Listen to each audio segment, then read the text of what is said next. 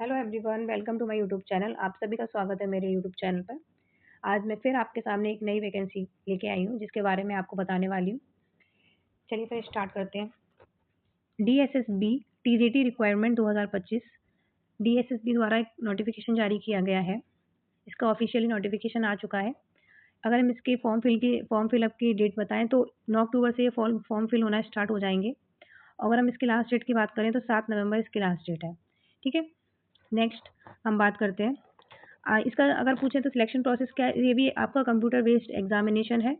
ठीक है, इसमें दिल्ली में ही होता है, जॉब लोकेशन भी दिल्ली है। ठीक है, और हम इसकी बात करें कितनी वैकेंसीज निकाली गई हैं इस बार डीएसएसबी द्वारा टीजीटी की कितनी वैकेंसीज निकाली गई हैं, तो इसमें 5,346 वैकेंसीज निकाली गई हैं। टोटल 5,346 वैकेंसी निकाली गई है टीजीटी के द्वारा। ठीक है, अब इसमें हम बात करें कि सैलरी प्रोसेस क्या रहता है, तो मैंने आपको यहाँ नोटिस किया है कि सैलरी जो है वो आपकी 44,900 से स्टार्टिंग है और आप देख सकते हैं 1,00,000 से भी ज़्यादा तक सैलरी जाती है। तो काफ़ी अच्छी पोस्ट है और काफ़ी अच्छी वैकेंसी है। ठीक है, चलिए फिर नेक्स्ट आगे बढ़ते हैं। अभी टीजीटी नोटिफिकेशन का पीडीएफ 3 अक्टूबर को ही रिलीज़ कर दिया है और आपको मैंने बता ही दिया इसके जो फॉर्म फिल होना वो 9 अक्टूबर से स्टार्ट हो जाएंगे और लास्ट डेट इसकी 7 नवंबर है। ठीक है, अभी आपके पास काफ़ी टाइम है, आप इस फॉर्म को फिल कर सकते हैं। ठीक है, आगे हम बात करते हैं कितनी पोस्ट निकाली गई है और क्या-क्या सब्जेक्ट हैं, किन-किन सब्जेक्टों के द्वारा कितनी पोस्ट निकाली गई है, तो वो भी हम बात करेंगे। ठीक है, तो इसमें अगर हम पोस्ट की बात करें, तो इसमें सब्जेक्ट वाइज़ देखा गया है कि टीजीटी मैथमेटिक्स मेल के लिए, तो टोटल जो है वो 744 वैकेंसीज़ निकाली गई हैं, जिनके भी पास मैथ्स है, जिन्होंने टीजीटी का रखा है। मेल के लिए अगर हम बात करें तो 744 वैकेंसी है और अगर इसको भी कैटेगरीज़ में डिवाइड करें तो जनरल वालों के लिए 319 वैकेंसी, ओबीसी के लिए 158 वैकेंसी, एससी के लिए 127 वैकेंसीज, एसटी के लिए 34 वैकेंसीज और ईडब्ल्यूएस के लिए 106 वैकेंसीज निकाली गई हैं। ठीक है, और अब हम बात करें कि फीमेल्स के लिए मैथमेटिक्स टीजीटी कितनी वैकेंसीज निकाली गई हैं, तो अगर फीमेल्स की बात करें तो 376 वैकेंसीज फीमेल्स के लिए भी निकाली गई हैं और इसमें भी कैटेगरीज वाइज डिवाइड किया गया है। जैसे कि आप जनरल में आते हैं तो आप 194 वैकेंसीज हैं, ओबीसी के लिए 116 वैकेंसीज हैं, एससी के लिए 1 और एसटी के लिए कोई वैकेंसी नहीं है। ईडब्ल्यूएस में जो आते हैं वो उनके लिए 65 वैकेंसीज निकाली गई। तो मैंने आपको बताया सब्जेक्ट वाइज वैकेंसीज निकाली गई हैं, जिसके पास मैथमेटिक्स है उसके लिए इतनी वैकेंसीज है और अदर सब्जेक्ट के लिए आपको नीचे में बताऊंगी। ठीक है, अब हम बात करें कि टीजीटी इंग्लिश मेल के लिए कितनी वैकेंसीज है, तो 869 वैकेंसीज हैं टोटल। उनको कैटेगरीज में डिवाइड किया गया है। जो जनरल में आते हैं उनके लिए 321 वैकेंसीज हैं, ओबीसी वालों के लिए 263 वैकेंसीज हैं, एससी के लिए 140 वैकेंसीज हैं, एसटी के लिए 19 वैकेंसीज हैं, ईडब्ल्यूएस के लिए 126 वैकेंसीज। ठीक है, ये तो होगी हमारी मेल की बात।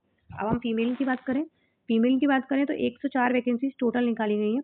उनको भी अगर कैटेगरीज में डिवाइड करें वो भी आपको जानना हो तो जो जनरल में आते हैं उनके लिए 20 वैकेंसीज निकाली गई हैं, ओबीसी के लिए 31 वैकेंसीज, एससी के लिए 8 वैकेंसीज, एसटी के लिए 3 वैकेंसीज और ईडब्ल्यूएस के लिए 42 वैकेंसीज निकाली गई हैं। ठीक है, तो मैंने आपको वन बाय वन स्टेप सारे आपको समझा दिए।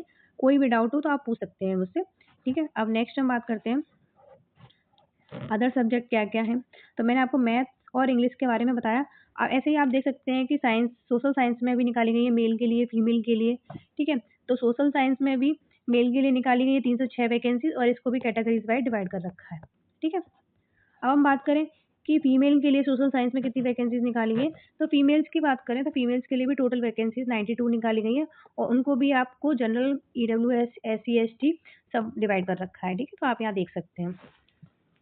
अब हम आगे बात करें कि नेचुरल साइंस से कितनी वैकेंसीज है, तो मैंने यहाँ पे आपको सारे सब्जेक्ट लिख दिए गए हैं कि आप जिस भी सब्जेक्ट से बिलोंग करते हैं तो आप वो चेक कर सकते हैं कितनी वैकेंसीज हैं। ठीक है, अब जैसे कि इसमें मेल फीमेल दोनों कैटेगरीज के बारे में मैंने बताया। जिसने भी हिंदी से है वो हिंदी वाला, जिससे संस्कृत है संस्कृत वाली वैकेंसीज हैं। तो काफ़ी वैकेंसीज निकाली गई हैं। उर्दू है, हमारा पंजाबी लैंग्वेज है, ड्राइंग टीचर है, ड्राइंग टीचर्स के लिए भी निकाली गई हैं 15 वैकेंसीज टोटल ड्राइंग टीचर्स के लिए निकाली गई हैं। ठीक है, तो आप देख सकते हैं सब कुछ इसमें मेंशन है, आप वन बाय वन पॉइंट देख सकते हैं। कोई भी डाउट है तो आप मेरे से कमेंट करके पूछ सकते हैं और आपको अगर मेरा ये पीडीएफ चाहिए, पीडीएफ देखना है तो आप मेरे Telegram channel exam inside with Anjali के साथ जुड़ सकते हैं। वहाँ आपको ये पीडीएफ मिल जाएगा, तो आप one by one step check कर सकते हैं। कोई भी डाउट, कोई भी पॉइंट आपको समझ में ना आए तो आप देख सकते हैं। ठीक है, नेक्स्ट हम बात करते हैं कि इसकी एलिजिबिलिटी क्या है। तो एलिजिबिलिटी की बात करें तो एलिजिबिलिटी की बात करें तो DSSB TGT रिक्वायरमेंट 2025 की, तो जो इसमें सर्विस सिलेक्शन बोर्ड द्वारा रिक्वायरमेंट की गई है, तो जो ग्रेजुएट होने चाहिए, ग्रेजुएट TGT होनी चाहिए और ड्राइंग टीचर्स की भी पोस्ट इसमें रखी गई है, ठीक है। ट्रेंड होने चाहिए, कैंडिडेट ट्रेंड होने चाहिए, ग्रेजुएट टीचर, ठीक है। अब एजुकेशन क्वालिफिकेशन नीचे आपको पूरी मेंशन कर रखी है, आप 1 बाय 1 पॉइंट देख सकते हैं कि क्या-क्या चाहिए। आपको ये जानना बहुत ज़रूरी है कि हमें क्या-क्या चाहिए, किस कैटेगरी से हम बिलॉन्ग करते हैं, वो भी आपको देखना पड़ेगा। तो 1 बाय 1 स्टेप आप देखिए कि हमारे पास सब कुछ है, आप उस फॉर्म को फिल कीजिए, ठीक है। अब मैं एक-एक स्टेप आपको बताऊँगी। जैसे कि हम स्टार्ट करते हैं, एजुकेशन क्वालिफिकेशन क्या रखी गई है।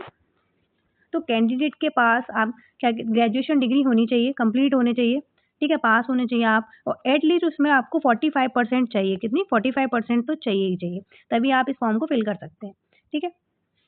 सेकंड स्टेप की बात करें तो आप वही बताया गया है कि 45% आपको चाहिए ही चाहिए, ठीक है। नेक्स्ट हम बात करें कि कैंडिडेट के पास पोस्ट ग्रेजुएशन भी होनी चाहिए, मैथ अगर वो मैथ से पढ़ना चाहता है TGT तो वो मैथमेटिक्स में होनी चाहिए, ठीक है, वो भी चल सकता है। और इसमें बीएड होनी चाहिए आपके पास, ठीक है, बीएड कंपल्सरी है, बीएड होना ही चाहिए आपके पास, तभी आप इस फॉर्म को फिल कर पाएंगे, ठीक है। और इसमें एक बात और मेंशन कर रखी है कि आप CTET पास होनी चाहिए, आप CTET क्लियर कर रखा है आपने, तभी आप इस फॉर्म को फिल कर सकते हैं। आपने अगर CTET क्लियर कर रखा है तभी आप इस फॉर्म को फिल कर सकते हैं। बीएड भी आपकी होनी चाहिए, आप ग्रेजुएट होने चाहिए, 45% मार्क्स आपके होने चाहिए, पासिंग मार्क्स, और आपके पास बीएड होनी चाहिए, आप CTET क्वालिफाई कर चुके हैं सेकंड पेपर, तो ही आप इस फॉर्म को फिल कर सकते हैं, ठीक है। नेक्स्ट हम बात करें, इसमें एक पॉइंट और बताया गया है कि वर्किंग लैंग्वेज आपको Hindi language at least secondary level पर होनी ही चाहिए, ठीक है। तो मैंने आपको यहाँ सारे पॉइंट मेंशन कर रखे हैं, आप चेक कर सकते हैं, ठीक है। नेक्स्ट हम बात करते हैं सैलरी की, तो मैंने आपको ऊपर भी बताया, तो इसकी जो सैलरी का प्रोसेस है मैंने आपको ऊपर बता दिया था, 44,900 से स्टार्टिंग होती है और 1,42,400 तक इसकी सैलरी रहती है, ठीक है। अब नेक्स्ट हम बात करते हैं कि सैलरी प्रोसेस में लेवल भी आपको यहाँ मैंने मेंशन कर रखी है, आप देख सकते हैं, TGT और ड्राइंग टीचर दोनों के लिए इसमें मेंशन कर रखी है, तो आप पे लेवल देख सकते हैं, ठीक है, ये आपको मेंशन कर रखा है, ठीक है। अब नेक्स्ट हम बात करते हैं एज लिमिट क्या रखी गई है, एज लिमिट क्या है।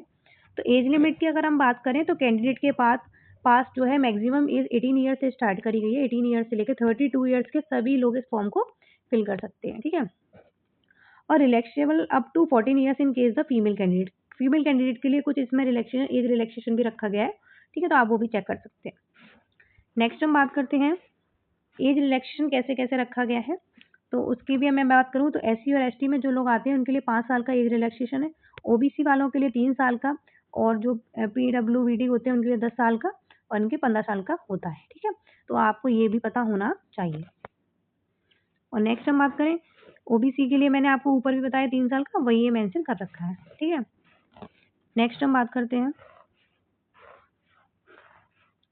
इसके एप्लीकेशन फ़ीस क्या है। तो एप्लीकेशन फ़ीस की बात करें तो इसमें जो है 100 रुपीज़ रखे गए हैं एप्लीकेशन फ़ीस, ठीक है, DSSB द्वारा TGT रिक्वायरमेंट 2025 का, ठीक है। नेट ये आप 100 रुपीज़ रखे गए इसमें एप्लीकेशन फ़ीस के बारे, ठीक है। और जो फीमेल्स कैंडिडेट हैं SC ST में आते हैं, फीमेल्स हैं, उनके लिए कोई फ़ीस नहीं रखी गई है, कोई भी फ़ीस नहीं रखी है, लेकिन जो OBC में आते हैं, OBC और EWS वालों के लिए जो मेल है उनके लिए 100 रुपीज़ रखी गई है, और फीमेल्स के लिए कोई फ़ीस नहीं रखी गई है, ठीक है। नेक्स्ट हम बात करते हैं कि आपको मैंने सारी बात डिटेल वाइज़ मैंने सारी स्टेप बाय स्टेप आपको समझा दी है। आप फॉर्म जाके फिल कर सकते हैं, अभी फॉर्म फिल होना स्टार्ट नहीं हुए, 9 तारीख से फॉर्म फिल होना स्टार्ट हो जाएँगे, तो जाइए फॉर्म फिल कीजिए, ठीक है। तब तक के लिए धन्यवाद। अब मिलते हैं नेक्स्ट वीडियो में एक नई वैकेंसी के साथ। धन्यवाद।